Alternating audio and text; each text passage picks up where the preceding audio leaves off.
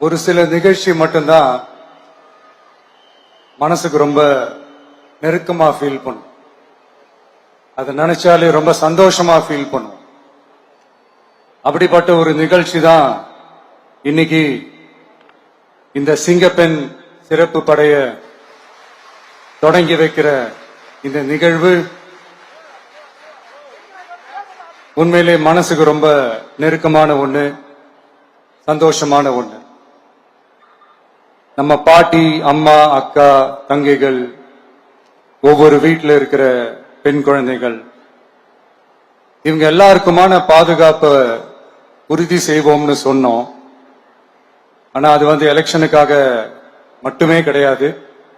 மனசுல இருந்து நிஜமா, உண்மையா, உணர்வு பூர்வமா சொன்னதுதான். பெண்களுக்கு எதிரான இந்த கொடுமைகள்ல நமக்கு எப்பவுமே 0 டாலரன்ஸ் தான். அதுல ரொம்ப உறுதியா இருக்கிறோம். சோ சொன்னது எல்லாமே செய்யணும்.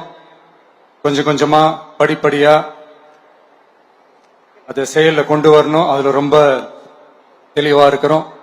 அதனாலதான் ஆட்சிக்கு வந்த உடனே இந்த குறைஞ்ச நாட்களுக்குள்ளேயே இதை நடைமுறைக்கு கொண்டு வந்திருக்கிறோம். தமிழ்நாட்டில் இருக்கிற பெண்கள், பெண் குழந்தைகள் எல்லாருமே பாதுகாப்பா, தன்னம்பிக்கையோட இருக்கணும். அதுக்கான முதல் கட்டம் தான் இந்த ஸ்டெப்.